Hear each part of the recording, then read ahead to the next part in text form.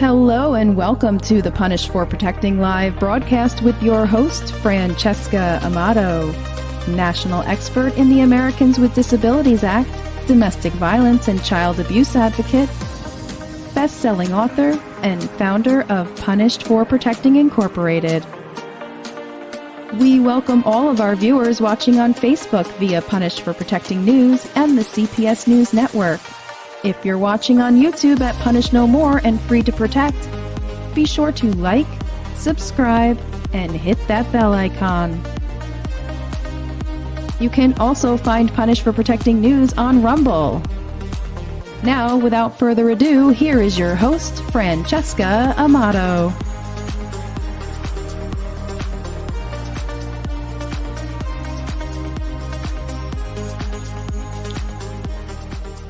Don't talk!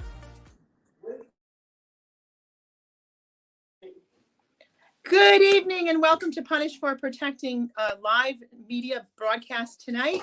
We have a very awesome show for you tonight. This is the type of story that I just absolutely love to tell as a 15-year national advocate. This is a story of someone who's been through a lot, as you know by our title tonight, trafficked in foster care as a child. But this guy, oh my goodness, the things that he is doing with what he's been through to raise awareness and to help other people and to expose what we've been exposing for many years now, the family court judges, what I call child predator services, CPS. But let me just show you, he's on TikTok. He's known as Malibu Dallas. And I'm just going to show you a TikTok from his TikTok right now. I know you know him because he's viral on TikTok. Here he is. You guys, what Child Protective Services doesn't want you to know. So I'm in Bell County, Texas, and I wanted to talk to you about a specific issue. This issue is regarding what do you do if you've been violated by a judge, a corrupt judge, such as Dallas Sims.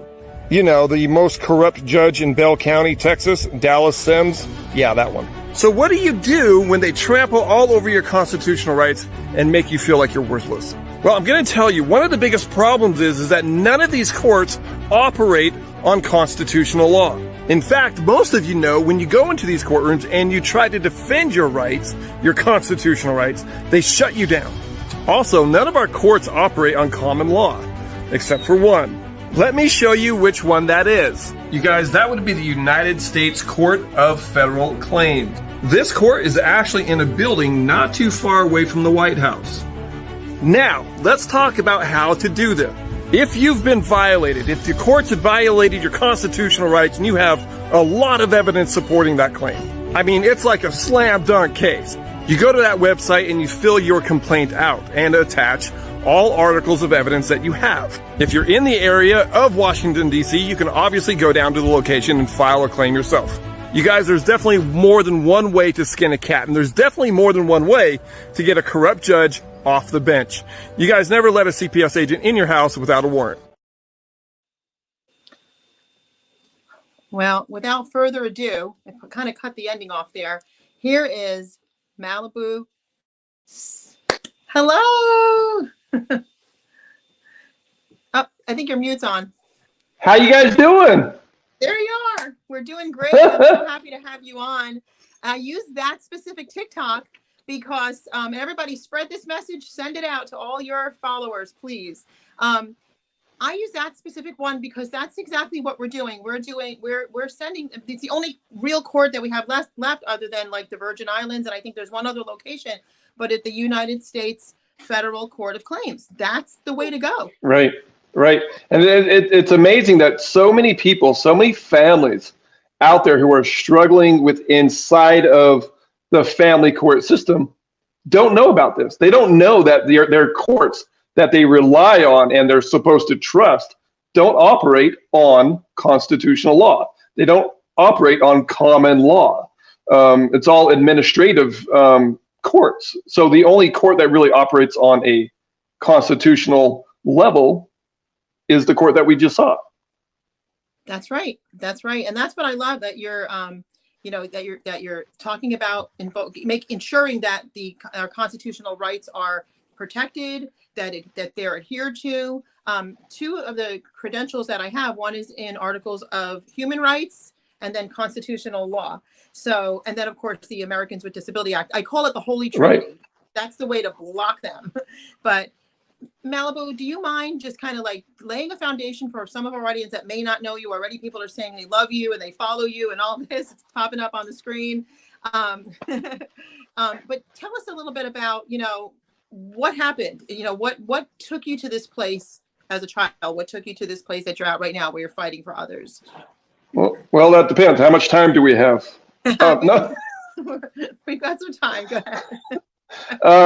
Well, a lot of my followers and a lot of my friends, I don't like calling them my followers, they're my friends. And I say that with all the heart that I have, is because I don't want followers. I want friendships. I want a community to where we are building strength and understanding for each other. And when I started doing this advocacy just 5 months ago, it was only about 4 or 5 months ago, I started making TikToks on CPS and how to deal with it, how to operate inside of the system, how to strengthen your understanding of the Constitution, and not just constitutional law, but contract law, and what it actually means when it's coming down to you fighting for your children. And a lot of people ask me, why are you doing this? Why do you have such a passion for advocating for families who are struggling with this? Because I don't have children. And they are shocked by the fact that I'm doing this and providing what I am for them when I don't have children. But the fact of the matter is I was a child of child trafficking. I was a victim of that circumstance. From the age of 7 to the age of 15, I was in foster care. Every single home that I was in. And it felt like every 4 to 5 months, I was on a new doorstep, either a foster home, a group home, and even at one point in my life, they threw me in a child's mental hospital because I had anger issues, right? But the fact of the matter is, what child is not going to have these anger issues when they rip you from your biological family? So as I grew up, I wanted to help people. I saw that need. And then I just happened to have the platform on TikTok and Instagram and other places to do so. And so that's where and that's where we are today. Well, I mean, it's an awesome platform, and I love your whole, it's not just that I love your voice, because the voice that you're giving others and the voice that, it's so important, because voices are silenced, but your voice is very assertive. It's very powerful. And what I'm serious. And just what you just said too about having love for these people. That's right. They're not like here, like they're down here, and like the judges try to do people. The judges are like up here, and we're like way down here, these little peons. And that's not it. The whole point is that we are the people of this country, and we are the genuine government. We're supposed to be governing, not what they're doing. They're public servants, and they're not serving properly. And you don't serve with an iron fist. You serve as equals to other people. And if they were doing that, this horror would not be happening every day. You've seen a lot. You witnessed a lot. And I'm blessed to have you on here. So are the people that are like writing and so on. You experienced a lot, and you're able to kind of give it that firsthand knowledge. So if you want to kind of just tell people about some of the things you witnessed and experienced. Absolutely. And I agree with you 100%. Judges, prosecutors, everybody who's labeled as a public servant is exactly that. They're a servant. They're not supposed to be held above us. We are their employees. They work for us. When it comes down to, at the end of the day, we pay their paycheck. So why are they holding themselves at a higher level of, in society, of what we look at them? When we go in front of a judge in a court, everybody's afraid of the judge. Why? The question is why? Because you look at the judge and you put the judge up on a pedestal, and that's not what you should be doing.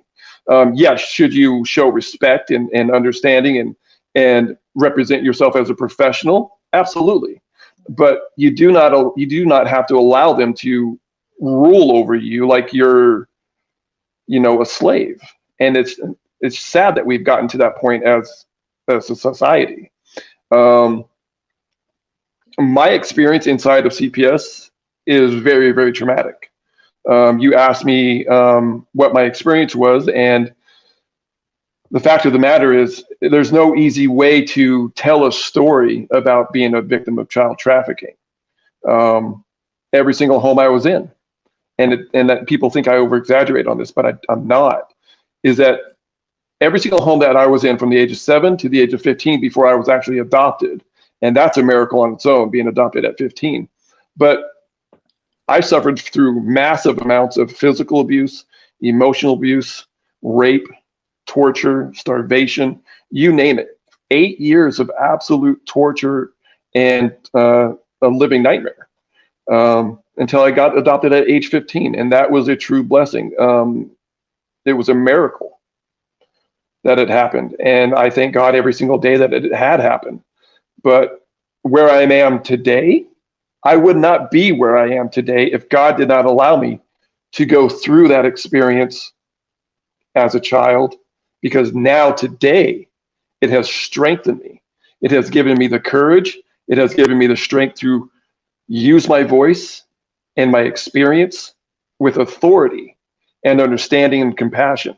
So a lot of people will look at somebody going through these experiences in CPS, and they're like, that's very traumatic. How are you dealing with that? Are you okay? Yes, I am okay.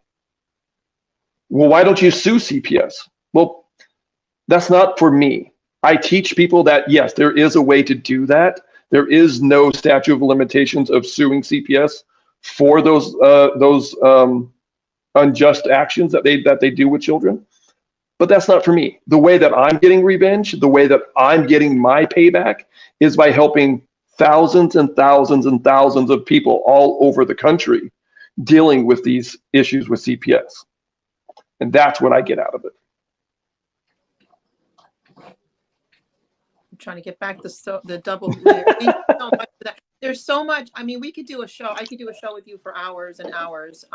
There's so much on your TikTok. You know, God is definitely using you. There's no question. This is a ministry. It's a ministry. I feel the same way. You know, I gave up work. You know, this is far from not work, but I gave up work. It's work. It's work. Trust me. This is work. And I experienced, thankfully not the foster care part of it, but I experience that every day with my clientele and so on. And I call it, you know, there's foster care, and I call it forced adoption, you know, Yes. And then CPS, I have titles for everything: child predator services. It's not child protective services. I've done massive research over the years, and I've court watched judges all over the country. So I kept saying to myself, going back several years ago, why are they making those decisions? No rational person would make that decision. Placing the child, they just reported abuse, give the child to the abuser. That doesn't make sense. You've done no legwork. You've done no due diligence. You just call that person, and generally it's mothers, a liar, a crazy person, and then boom, right to the abuser they go. And this is what we deal with every day. Before we came live, I told you I had a 21 hour, actually it's longer than that, but 20, 21, 22, 23 hours worth over the week of a trial that was in Oregon. Okay. Wow. And that's in between all kinds of other clients and situations. And as you know, I think you said you get like 100 messages a day. I do too, you know, in different platforms and so on. I need your help right now. I have this, I have that, a baby's being taken, you know, this, that, and the other. I exposed how, and I used the statistics, say that 10 times fast. Right from DSS, their statistics, I was able to tie it to the child trafficking industry and show that a judge's signature actually is the gateway door right into child trafficking. And what people don't understand is that child trafficking is, but it's not always sexual. It's just Right. moving a body of any age from one place to the next against its will. That is trafficking. That is the definition of trafficking. And then you were talking about all the homes that you were abused in, you know, and when they take children, in many, many cases, sometimes it's abuse, but normally what I see in the high percentile is these children are not leaving abusive homes at all. Matter of fact, No. They're marketable. So that's why they're being taken away. And then they're getting put out there into just anybody's dangerous care. And that's what you actually got to experience firsthand. Right. And I agree. Most children, and I say this with the knowledge that not every single CPS case is corrupted. Not every single home or child is being trafficked, right? There are some children who absolutely 100% need help. But the problem is CPS fails those children just as much as they fail children who are being brutally abused by the system over false allegations. And so the problem is when you're ripping children out of biological homes under false allegations, and that's all you are taking a whole entire case to the judge with no probable cause, no warrant, no search warrant, no court order, no removal order, and you're trying to justify it because what? The child's bed wasn't made, or there were dishes in the sink, or the child went to school with a scraped knee and the nurse was like, oh my God, we're going to have to call someone. No, it's not that, it's not that bad.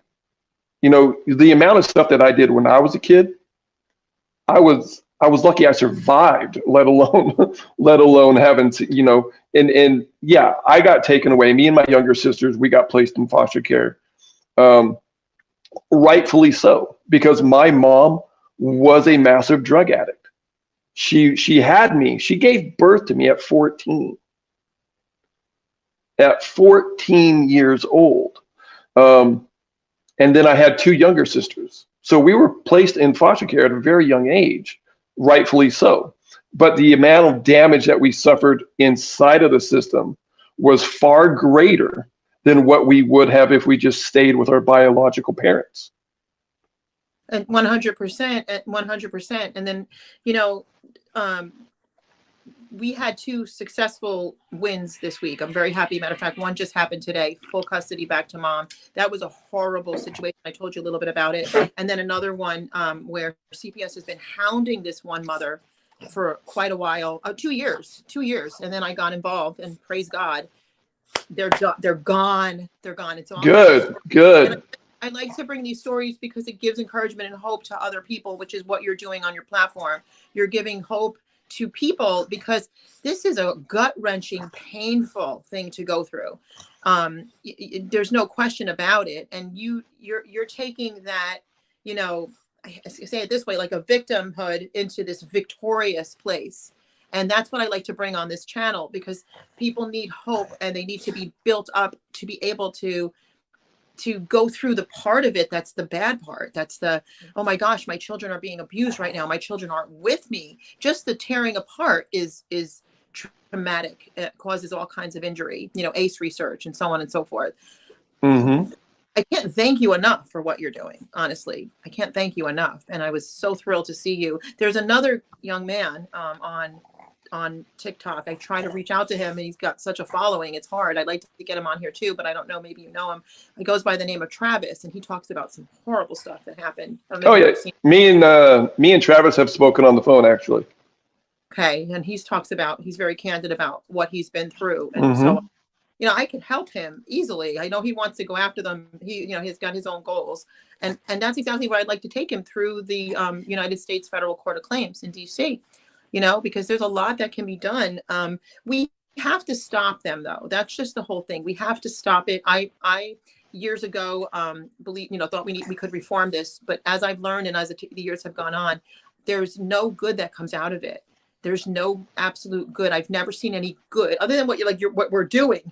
There's no good that comes out of it. It's too much, and it's causing psychological injury and mental health injury throughout our country. So that's not good, because even if kids come from a home where they never suffered this kind of thing, they meet the neighbor, they get married, and their marriage ends up in divorce because there's all of this behind, or they're producing the next, I hate the word actually, because no child should be called a juvenile delinquent, but that's what the courts want. They want to create juvenile delinquents so that they can have them in court and they can continue this trial. Right.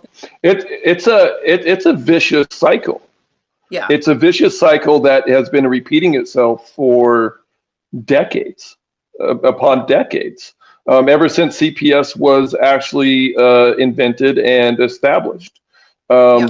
Ripping a child from a biological home that should have never been taken away from, CPS is creating far more psychological damage to these children than they can possibly comprehend. Just because a child might be spanked for discipline, I was spanked as a child. I was massively abused as a child. I know the difference between discipline and straight out abuse. Now, I could say that as somebody who's experienced both sides of that.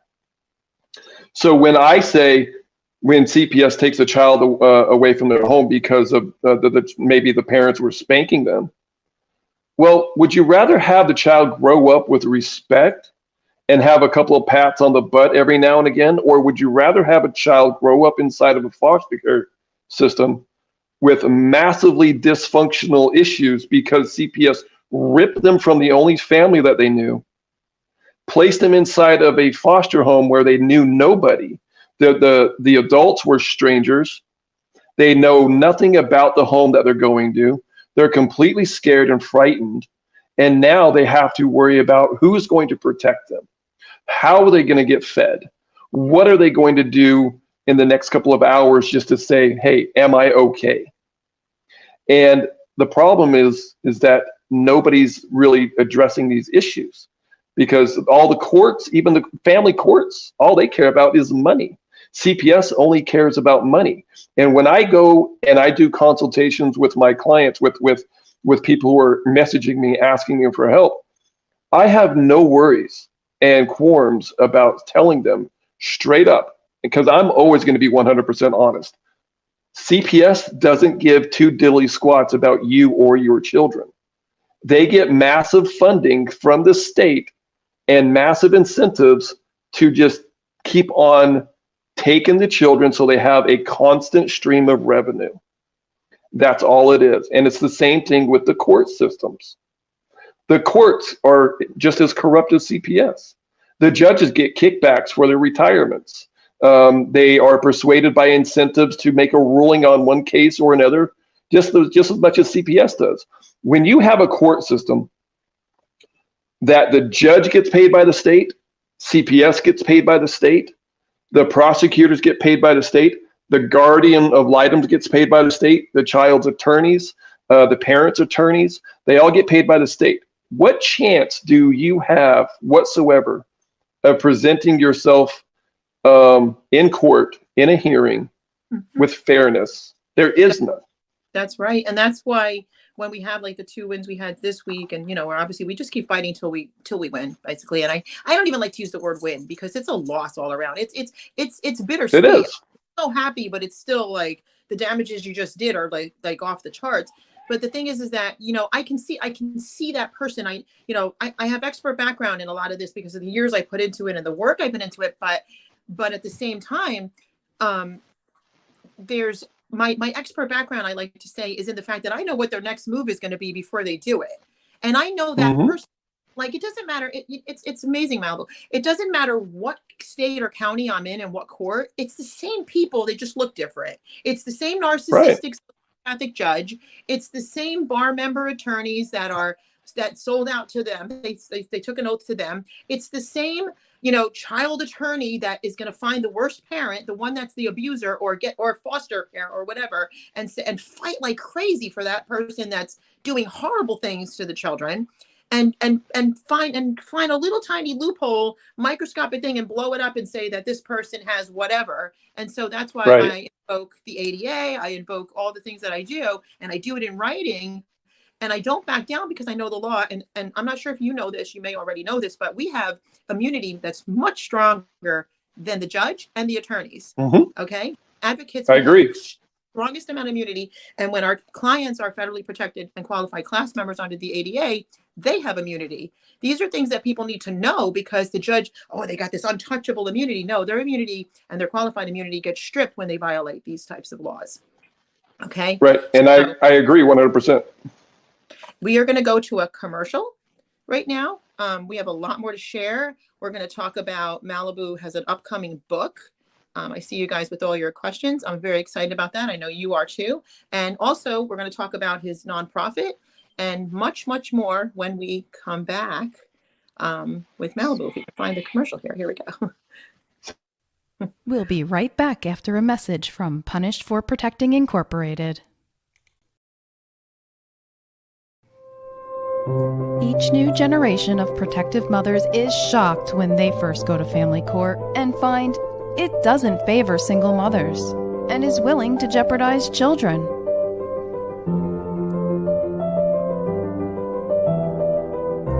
Francesca's harrowing experience with the broken family court system, from which she finally received justice after 8 months of struggle, is proof that there is light at the end of the tunnel. Francesca has one of these unspeakably cruel cases and has responded by shining a large spotlight on widespread failures so other mothers won't be shocked. Punished for Protecting the Injustice System of Family Court by Francesca Amato Banfield, advocate, mother, whistleblower, founder, and TV talk show host of Punished for Protecting. If you are struggling with injustices wrought by our courts, this book will help guide you through the process. Available on Amazon.com. Search Punished for Protecting and get your copy today. Help abolish family court by purchasing Punished for Protecting merchandise. Here are our top sellers. See the link in the YouTube video description to find out how to get your Punished for Protecting t-shirt.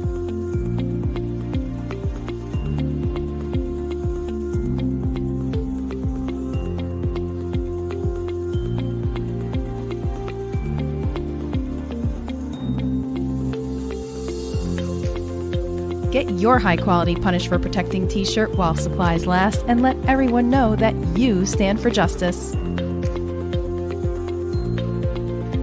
Are you being re-victimized by the family court system? Do you need help with your case? Go online and book a talk with Francesca. Go to punished4beingAparent.com/book-a-talk. Fill in your name, email address, and message to Francesca. Someone will get back to you within 24 hours. Francesca and her staff of volunteers continue to work tirelessly every single day for parents and children who are in need of their help. There have been multiple success stories, including Francesca's, which gives hope to others in similar situations.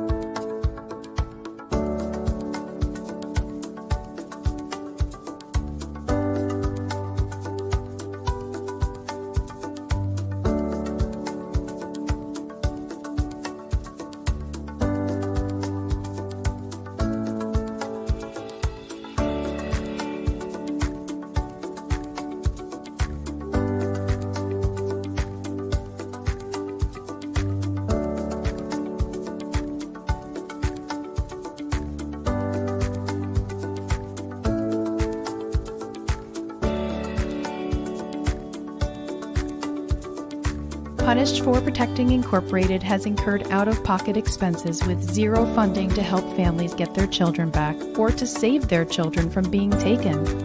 We also have provided funds to help with retainers, food, lodging, and travel. We really need your help so we can continue to provide our many services. Any amount is greatly appreciated. If you'd like to donate or sponsor a family in need of help, go to Cash App, Free the Children. And now back to our broadcast.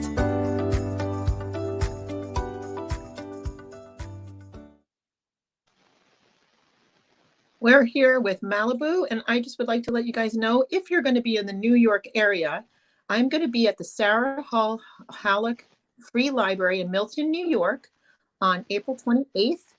You can call, there's a number on the screen down below, 845-795-2200, 795-2200. It'll be at 3 p.m. It's called a Tea Talk. Again, it's the Sarah Hullock Free Library in Milton, New York, on April 28th. There will be a 2-hour free class that you can come and take and learn what you need to learn about family court, CPS, and how we can help you if you're in that situation or you know someone that's in. And you can purchase a copy of my book, Punished for Protecting the Injustice System of Family Court, an international bestseller. And I will give you an autographed copy while we're there. So I look forward to and hope to get to meet you in person. Right now, we're here with Malibu Dallas, and we're going to talk a little bit about Dallas. You have a nonprofit that is Truth Hurts, and I believe it's HURTZ, if I'm reading it right. Is that correct? And a podcast? Yes. Yes. So yeah, we are working on getting the Truth Hurts podcast up and running. It's still in development. I've had to take some time working on my book, working on getting the nonprofit up and running, and working with the state of Texas to get that approved for the nonprofit status. So my next goal within the next probably week is to get my own Truth Hurts podcast up and running. So yeah, we are very excited about that. Oh, it's some awesome news. Awesome news. We're going to show something else here also. We're seeing all these comments coming up. Thank you for being here. This lady said AETHER, I'm not sure, but it says, Dallas is my dear friend, very amazing and caring soul. The world needs more people like Dallas for sure. A lot of that's Aether. She's up in Michigan. She has her own struggles as well, and she has definitely been a really good friend, and she's an amazing supporter. So I love having those kind of supporters of what we're doing that turn into really good friendships all over the country. It's really amazing. Yeah, it really is. It's great. And it's helpful too, because I even tell people, even just spreading the message helps to educate somebody else or expose a judge or whatever, or get somebody that might need help, and they can come and we have a support group that we do twice a month, and people join, and we did have a prayer meeting every Friday night virtually, but right now it's on a break, I guess you could say, but we're hoping to be bringing that back again, so people have that family and know that we're all in this together. I'm going to go ahead and show this other TikTok on your upcoming book. So here we go with this.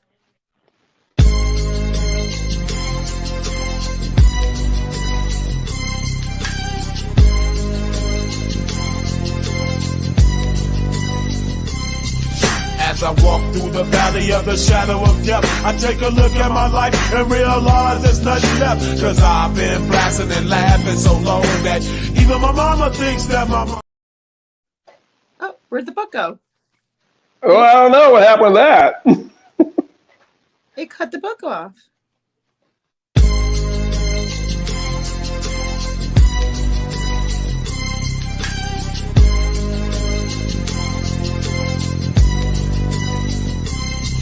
As I walk through the valley of the shadow of death, I take a look at my life and realize there's nothing left. Cause I've been blasting and laughing so long that even my mama thinks that my mama... That's the new upcoming book. That's the title of it. Right now, I have over 30,000 words that have been typed on it. We are at, I think, about 24, 25 chapters in the book. So it's going to be an amazing book. It's an all-encompassing book. It teaches you about the law. It teaches you about our court systems. It teaches you about a little bit about the history of CPS and how far it's come and what it's turned into. It teaches you about different kind of motions and petitions and affidavits of what to do inside of a court system. It teaches you about lawyers. It's just an amazing overall, very encompassing book that I'm very, very proud of, and I can't wait till it hits the shelf. Me too. I'm going to be one of your first people getting that book. I want that book myself. So that is really, really, really awesome, and it's awesome all the things that you're doing.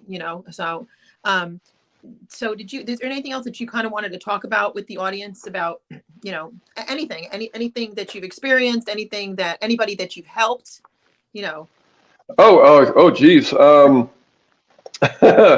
We since I've started making TikToks on the subject at hand, it's been a very interesting road, to say the least, in regards to the amount of people that have been reached solely just because of my videos. And I think it's let me say it this way: there are so many people in this country that are suffering through family court, that are suffering with CPS cases, not knowing what to do inside their case. They don't know how to handle it. They don't understand why they can't find a decent lawyer to even take on a case. They don't understand why false allegations could be so devastating to their family in regards to, the court systems and the judges and CPS cases not caring about them at all. They only care about the revenue that they're getting from that case. Since I started making videos, my very first video that I made on TikTok about CPS had over 5.3 million views. I never in a million years thought that it would go that far. And then the second video that I made, 3.3 million views. The third video I made, 3.3 million views. And it just kept on going. And then all of a sudden, out of nowhere, I start getting over 300 emails a day from people all over the country wanting help and needing advice on how to deal with their case. I stayed up all day. I stayed up all night answering email after email. And it took me a long time. And I dedicated myself to that because I would not want somebody to just dismiss me if I was begging for help for my family. So I took it upon myself to stay up for days on end answering email after email.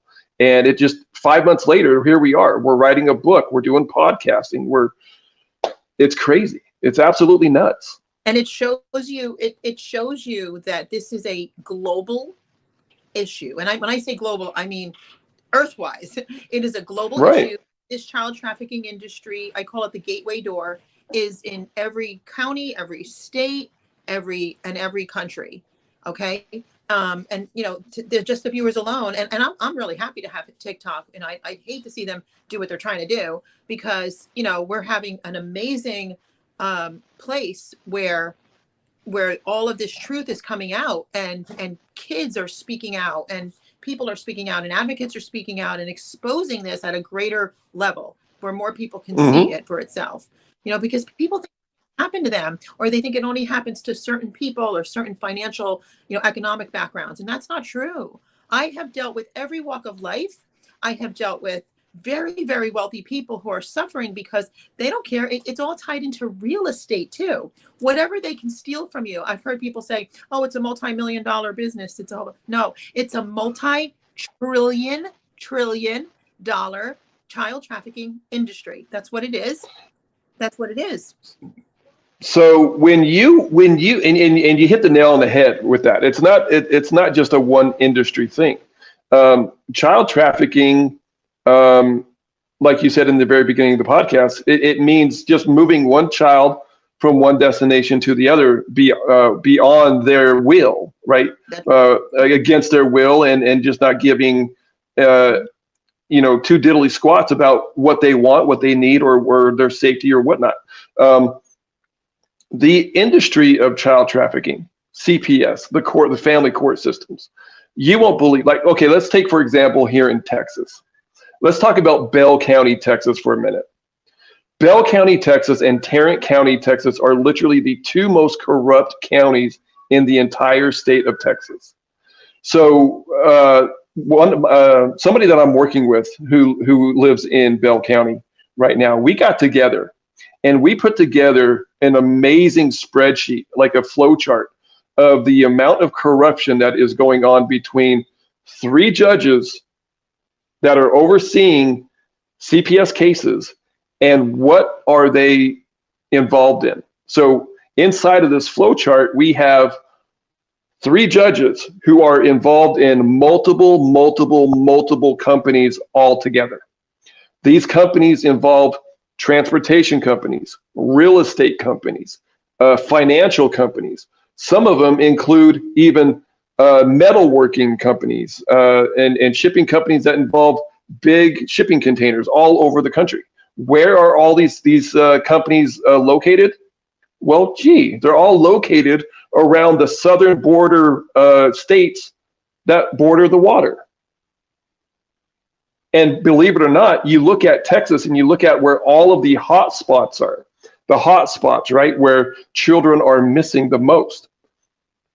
You take that map and you overlay a map of the railroad system over that, and it lines up perfectly with where the children are missing.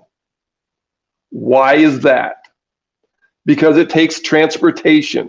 Now, what mode of transportation is regulated the least? Trains. The trains. Clearly, the trains. Trains. Yeah. Airplanes, airways, yeah, they're tied up by highly regulated safety issues. Shipping containers, stuff like that, not so much. Train transportation across the country, oh, it's easy. It's easy. So, and then you got real estate. They own real estate all over the country. Why? You got one judge in Bell County who makes what, 120,000 a year? Some of them who lives in a multi-million-dollar house? Yeah. Why? How? Right? So it's not only child trafficking, it's a money laundering as well. Oh, it's every corrupt thing you can think of. First of all, I mean, if you guys go to my TikTok page, or you can probably look here, or even on my Punish for Protecting page, I highly encourage you guys to watch the New York State Assembly where I broke it down, because the thing is, what it comes down to is when you remove, so 1962 in the state of New York is when they, without the vote from the people, so you won't statewide or statewide, sorry about that, I got a call, or congressionally, you won't find it anywhere for decades. 1962. Now, obviously, it preceded that, and you're going to talk about that in your book, which is why I'm excited. What preceded that was that they were having kids that were they were considering them juvenile delinquents. They had to start the family court. There was that woman that was stealing kids right out of the hospital, right from mother to give birth, and boom, she'd take them, and she'd play this, butter can melt in her mouth, little innocent Christian woman with the Bible, right, and she's taking people's kids. And I'm a Christian, but I'm just saying, there's evil everywhere. But 1962, without the vote of the people, that's treason on American soil. Okay. They're usurping our authority. That's why our authority, you have to know your authority. They're trying to tell you and tell the kids in school and so on and so forth, or even people in the family rights movement are infiltrated too. There's people that are not victims, and they're very good at it. I know, I've learned the hard way, and I came past all that. They're out there trying to tell you that the Constitution is no more, that this part is out and that part is out, and you got to hold that as firm as a holy book. I mean, because that foundation that we have is what saves us as a people. Okay, so our federal codifications under the ADA, our articles of human rights, all of this stuff is urgently important to understand, to learn, to study, and to get advocates in that are definitely going to do a better job than any attorney out there. Okay. And you said it in one of your TikToks, and it was so true. I'm like jumping for joy when I watch you, because you said they're taking an oath to the court. They're taking an oath to this nonsense. And it's not a broken system. Let me tell you something. They built it to do this, to make slaves of people, to rip your children, to do all this stuff. When I have a client that lives in, picture this one. This one's going to freak you out. This one I had a hard time wrapping my head around. I have a client that lives in Russia, because they're the only ones that are saving her and her daughter from I don't know if I can say it on here, the R word. Okay, the R word. And the Staten Island court judge wanted to give him, even though he's on the registry everywhere, including Russia, right, giving her protection there, he wants to give the daughter back to him and take the daughter from the mother. They're protecting her there. Who would have ever thought that day would come? I thought that was the bad place. So there's so much that we have to learn and relearn that we learned in high school or what have you, that is not true. Okay, that's all I can say. Well, if you look at the public school system, yeah, it's a government indoctrination system. If you go back to the Rockefellers, if you track it all the way back to the Rockefellers, They initially designed the first system for school based around indoctrination. They wanted you to be in school for 8 hours a day, 5 days a week, to teach you nothing. They wanted you to be a slave. Right. So and then they teach you the history that they want you to know. They don't teach you what you actually need to know. Yep. So, for example, nowadays, most parents don't know their rights. Most parents come to me and go, I did not know that I had the power to do that. Well, yes, you do. Parents are a heck of a lot more powerful than they believe they are, than they know they are. So when you have more power to do things inside of the system than you realize, when more parents start getting educated about this, the system is going to be more sustainable or more frightened. You have one person stand up and start yelling about, this ain't fair, it's against my constitutional rights, blah, blah, blah. Nobody's going to look at, twice about that. You get a whole entire country standing up and yelling at the top of their lungs, this is unconstitutional, you cannot do this. The system's going to have to change one way or the other. Yeah. Yeah. When you mentioned earlier that the judge, well, I mentioned it too, that the judges don't operate on a constitutional level. No. Part of the problem is when you get your child taken away from you with no court order, no warrant, no emergency removal order, it's a massive violation of your Fourth Amendment rights. 100%. But what they're not telling you is that when that happens, the court system now, in my opinion, doesn't have what's called subject matter jurisdiction. When you have your Fourth, Fifth, and Sixth Amendment rights violated clearly, in order for them, you lost jurisdiction. And in the first place, CPS in general has never had jurisdiction over you or your children. They have no authority at all. They have no authority at all. No. They literally have no authority at all. Some people say no. But they don't teach you this. They don't teach you. But they don't teach you. The terrifying things because it becomes, and I understand it because it becomes terrifying to people because and this is, I used to believe in all kinds of authority. I don't believe in any of it anymore. I'm sorry. I see it. It's all corrupt. And I know that there's some nice cops out there, but New York's got one of the worst all over the state. I mean, they're trafficking their own children. That's the truth. We have a murder of Thomas Balva in Long Island because the father cop trafficked his own child. Okay. And they all hid it, all the judges, all the police officers. So here's the deal. These police officers, they barely graduate high school. They go to police academy and they have guns strapped to them and they're cocky and egotistical. And I don't know if you guys have seen that Sean Reyes. He is awesome. Awesome. He is making them look like idiots all over this country. And he's been arrested several times and he wins every single time. And he knows his stuff. And it would be like amazing tag team. Him and us, forget about it. We would blow this thing up. And Forget about it. It would be done. It would be done because all of these people are violating our rights. But what you see when you watch this stuff is they're really ignorant. And the people that come in, they bring them in young and kind of wet behind the ears. And then they train them in that ignorance. And then the judges, they hide behind the four walls of the courtroom, the fake courtroom. And then they've got these other people up front that handle all the stuff, and anyway, the point I'm making is that all of them have no education behind what they're doing. You don't have to be a master's degree to be intelligent.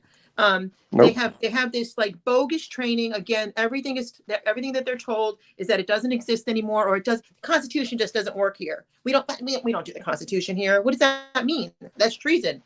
Title 18, sections 241, sections 242. You know what it says? If I put it on Facebook, they'll ban me for saying what the law says. That's pretty scary. That is the law. That is not a law that is the law. So, so anyway, I'm kind of jumping. I tend to do that sometimes.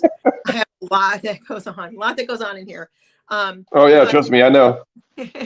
But we have to fight for the rights we have. I think that it helps people too to have the support of advocates because we're on their side for real. We're validating what they're going through. We have the knowledge base behind it.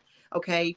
And on top of that, when they're going through it and they're gut-wrenching, painful situations, we're there to build them back up and help them. Got a noisy pug. We're there to kind of hold their hand, hold their arms up, and take them through and build them up. And they have that support where we're saying, no, I do it in writing, I do it verbally in the court. You know, I show them, I'm invoking your ADA, I'm invoking, you know, your human rights, I'm invoking this, that, and the other. I'm showing them the list of constitutional violations, the federal violations. They try to tell me, oh, Miss Amato, you can't practice law without a license. And I said, you can't practice law with a license. Okay, that's right. The truth. Exactly. And then when I tell them and I give them the federal laws that protect me, then they let me freely speak. Well, see, the thing is that everybody in this country needs to understand that you cannot license a right, and you absolutely have a right to defend yourself in court. Now, here's the thing that I teach people: is you, okay, try to wrap your head around this, okay? Not you people, like people, people, you do not have a right to an attorney. When you get pulled over and the cop say arrest you, he puts you in handcuffs and he reads you your rights. You hear the words, you have the right to remain silent. You have the right to an attorney, right? Well, that's false. You don't have a constitutional right to an attorney. You never have. What you have is a constitutional right to counsel. It's a massive difference. Huge difference. It's a huge difference. So when you see an attorney or somebody saying you have any legal right to practice law, you don't have a license to practice law. I don't need a license to practice law. Okay? Even your attorney, your court-appointed attorney, the judge sitting on the bench, the $50,000 lawyer that you might hire, they don't have a license to practice law either. You know what they'd have? You know what they have? They have a bar association membership card. That's what they have. It's not a license. It's a membership card. They would be arrested if it was a license. They'd be in jail. Exactly. You cannot license. No state under the Constitution can license a right. Nope. It's absolutely sick how they've milked people down, dumbed people down, deceived people, and have done what they're doing. It blows my mind. And it's funny because I'll have judges say, if I'm in the room, they'll say the bar membership, or they'll say that. They'll actually say that. They won't use the word. They won't, because they know they're wrong. Okay. Mm-hmm. They know it. And then I've had judges where I've literally, you can't make an argument, Miss Amato, and I do, of course, because I have to protect my client. And I've had other judges say, no, Miss Amato's right and she's correct. And the other side is like seething at that time. So I've actually had judges defend it, which shocked me because most of them are demon scene spawn of hell. But they are. I mean, you know, they are. So I know our time is coming to an end here shortly, but I want to talk to you about one subject real quick. Go ahead. Yours.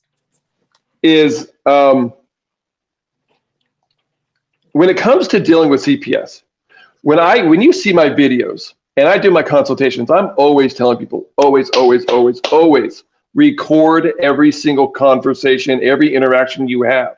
One of the biggest reasons why I tell you this is for this reason alone. CPS agents commit more felonies on a daily basis than the majority of people in that county. And here's why. When they threaten you or coerce you to sign a safety plan, or say that if you don't let me into your home and speak with your children, I'm going to have police over here tomorrow, that's a felony, people. When you have that on recording, you have it on recording that they just committed a felony. Now, if you take that and file a criminal complaint with the judge and the prosecutor, and they don't do anything about it, they just violated their oath of office. When a judge doesn't do anything about that, say a CPS agent perjures themselves in court, falsifies court documents, that's a felony. That's a felony. Every day they do it. They do it every single day. And the problem with this, the system, I guarantee you the system would change if judges and prosecutors held these people accountable for committing felony after felony inside of a court system or even at your home. It would change drastically. And that's what we need to do more and more and more. And that's what I was trying to say before too, because I need to have you back on. I know that everybody's going to want to have you back on, so we're going to definitely make that happen. But because there's a lot we can keep going and talking, but we have to continue to implement exactly what you're saying. And I got to tell you, like, there's times, obviously because we're dealing with such a rogue, evil, corrupt system, and they have this unchecked, unaccountable power. Okay. That can be very dangerous for somebody. So I don't want to have somebody go to jail. I'm certainly not going to jail. I've already been arrested once for being an advocate. We all get that. We all get the Rosa Parks Day. That's fine. I tell that to everybody. Listen, it's part of it. But I have no criminal record or anything like that. But anyway, but that's part of it because you are going in the lion's den. Let's face it. They want to silence you. But at the same time, you have to use a lot of wisdom in what you do. So not everybody should do some of the things we do. Okay. Unless you really have the knowledge. Sean, for example, he knows he's going to get arrested. He's a single guy. He's out there and he's winning everywhere and he's making jerks of them everywhere. And he's showing people their power. But just do what you really grasp and understand. Once you get it, it's different. But when you don't, they like a dog smells heat. These demons can tell when you know and you don't know. Okay, it's the truth. Right. So just be careful with that. But with saying that, I want to say that when I have like the cases we won this week, it's this boldness, this righteous anger, this boldness. You have it that you know when to kind of assert it. And they bow down, okay? And there's the kids coming back or not being taken. I mean, I made a phone call to Albany one time. I said, you dare take this child, it's going to be all over my media program in seconds. And the next thing I know, I get a picture of the baby in the car seat going home. And I put it all over Facebook. It was wonderful. We've got those times. I had another time where a little kid, I forget what state it was in, they ran out of the house on mom. Mom fell asleep and they ran out. And instead of the neighbor bringing the kid back, CPS got called. So I'm on the phone with them while they're driving to CPS, got in the back office with these people and told them basically what I had to tell them. And the kid went home. It wasn't a neglect case. It was nothing like that. But you know what? It could have turned into 2 years of not seeing that child, torture and all the other stuff, jumping through the hoops and the whole garbage. So we end stuff right away. We like to end it before it starts or just get them back home. But yeah, so we are a little bit over and we are at the end, but I am just so grateful. I'd give you a big hug if I was in person with you. You are amazing. God bless you. God bless your hands, your heart, your life, everything that you touch, everything that you do. I am blessed to have you on tonight. And, I appreciate it. Just keep going. You just keep going. I appreciate you having me on the show. I do this for a reason because I love it. I truly love helping people learn. I truly love helping people understand the reasons why things happen. And overall, I love watching families get reunited. And it truly brings warm feelings to my heart. And I'm never going to stop doing what I do. I tell people all the time, real quick, I don't care if I land on Hillary Clinton's hit list. I'm not going to stop doing what I am doing. Which Hillary? I'm kidding. Which one? Hillary Clinton. No, which Hillary? I'm kidding. It's a joke. Yeah, which Hillary? Which one?